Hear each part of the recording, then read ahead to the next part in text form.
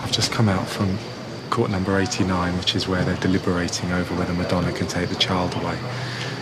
They've been deliberating for about half an hour. It seems as if there are 3 judges. There's a majority decision, but they will announce it as a unanimous decision. One judge seems to be very pro-Madonna. One judge seems to be very anti-Madonna, and the other one hasn't spoken.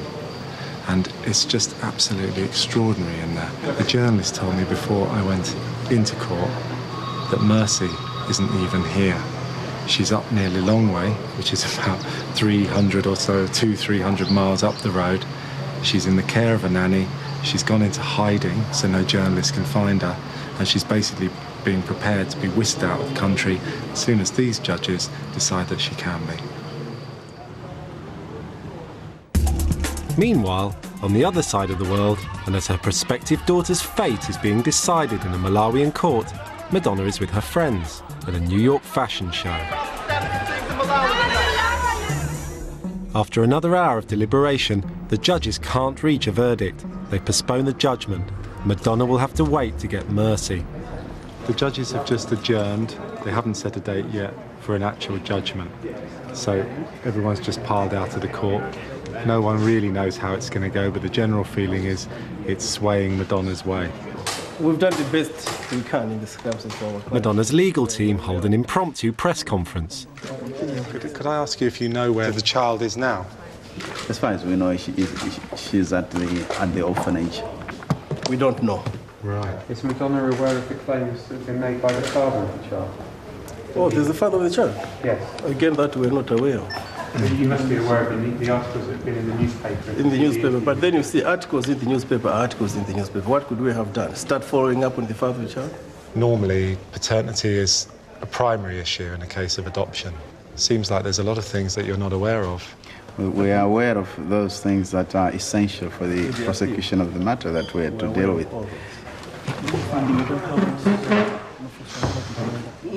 It's all very strange and frustrating. What about the father's sudden re-involvement in the story? Won't that change anything? I go and tell Mercy's family that the decision is still in the balance. They have adjourned the courts, but there will be a decision maybe next week.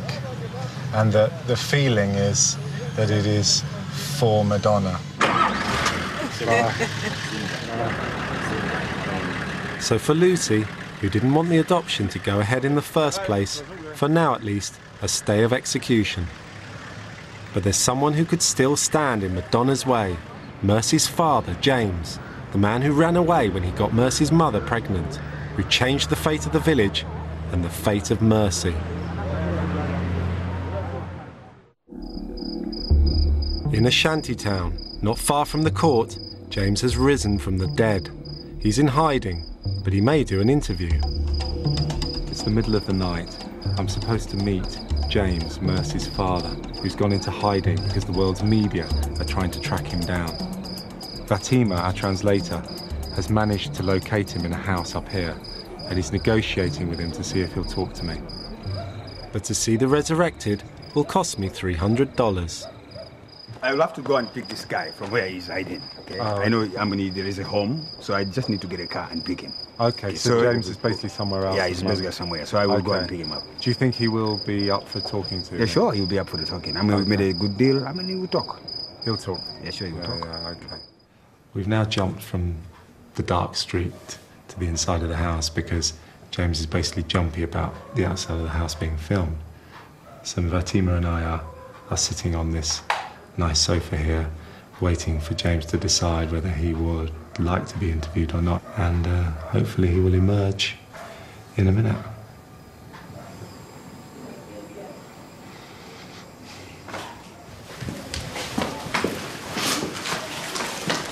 Hi, James. Hi. How are you? I'm fine, you? I'm fine. Hi, James. Hi. Okay. Do you want to sit here? Yeah. Okay.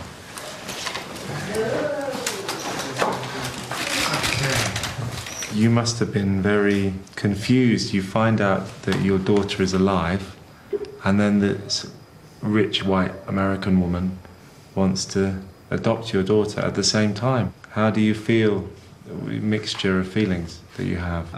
When I learned that my daughter was still alive, I was very happy. But on the other hand, I don't agree with the adoption because I'm still alive. I don't see any justification for the girl to be adopted.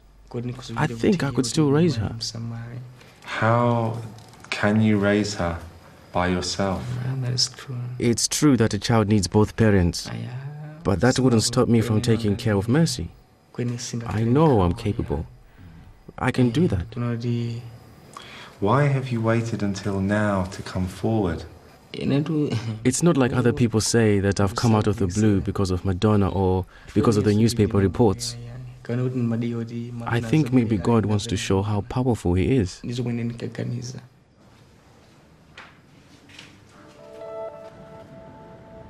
Will this shantytown be the place where Madonna loses her battle for mercy, where a penniless night guard might prevent the world's most powerful performer from adopting his daughter? Thank you for talking to me. Blood might still be thicker than cash. Somehow I doubt it. It's rumoured that Madonna has pumped £12 million into Malawi. Who's going to argue with that? She has influence. I mean, if she's got the support from the highest office in the land, because even that time, 2 days later, she had an audience with the president. So she had all that political support, and anything can be done. No matter what challenges came up, everyone knew she was getting the child. So the picture you're painting is that the government are basically, for whatever reason, in bed with Madonna? That's the right word to use, yes.